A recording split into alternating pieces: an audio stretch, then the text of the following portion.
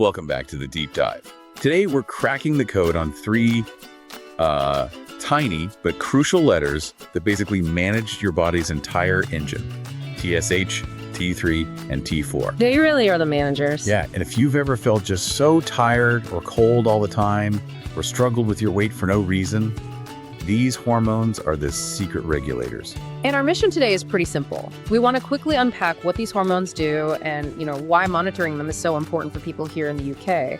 We're getting our facts from the experts at Blood Test UK. Right. We're diving into a guide from Blood Test UK that really focuses on how the NHS uses these tests to keep us all healthier. It's a great resource. Okay, so let's get into the ABCs. We'll start with TSH, the thyroid-stimulating hormone. It's called the boss, but what does that actually mean? Well, think of it this way. TSH comes from the pituitary gland, and it's the signal caller. It tells the thyroid gland, hey, get to work. So it's not made in the thyroid itself. No, not at all. And that's key. If your thyroid gland is a bit sluggish, not making enough of its own hormones, the pituitary senses that. So it ramps up TSH production. It's essentially yelling louder to get the thyroid's attention. So a high TSH level means the pituitary is trying really, really hard? Exactly. It's that first critical indicator doctors in the UK look at. Okay, so when the thyroid does respond to that signal, what is it making?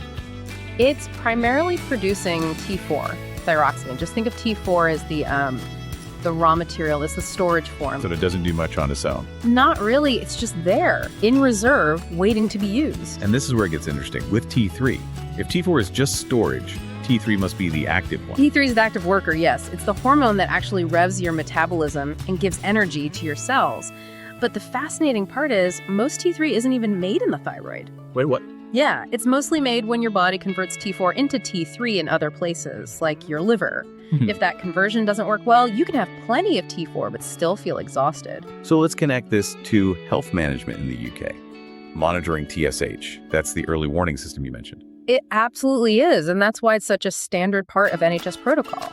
If you go to your doctor feeling tired or with unexplained weight gain, a TSH test is often the first thing they'll do. And is there a specific number they look for? There is. The guide from Blood Test UK highlights the common NHS guideline. If your TSH is high, say over 4.0 MIUL, that's the trigger. A trigger for what? For more investigation. It strongly suggests your thyroid might be underactive, or what's called hypothyroidism. It helps doctors get a diagnosis quickly.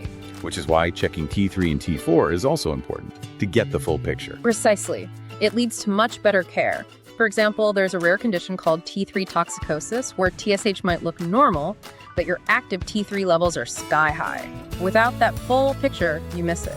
So for you listening, what should you really be watching for? What are the big signs that this balance might be off? It's those persistent feelings. Fatigue that doesn't go away with sleep. Feeling cold when everyone else feels fine. Unexplained weight changes too. Yes, that's a big one. Or even mood swings and that sort of brain fog where you can't concentrate. Blood Test UK really emphasizes that noticing these simple signs early is key. So what this all means is these regular checks of TSH, T3, and T4 aren't just numbers. They lead to early treatment, which really improves health across the UK. It does. And here's a final provocative thought for you to consider. Something else can throw this whole system off. What's that? Stress.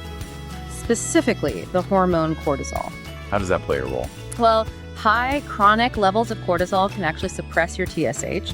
It can tell the pituitary to cry it down, which directly messes with your thyroid balance. Wow, so managing your stress isn't just a mental health thing. It's a physical necessity. It's about keeping your body's engine running right. It's a factor the NHS is increasingly looking at for holistic care. That is a fascinating insight.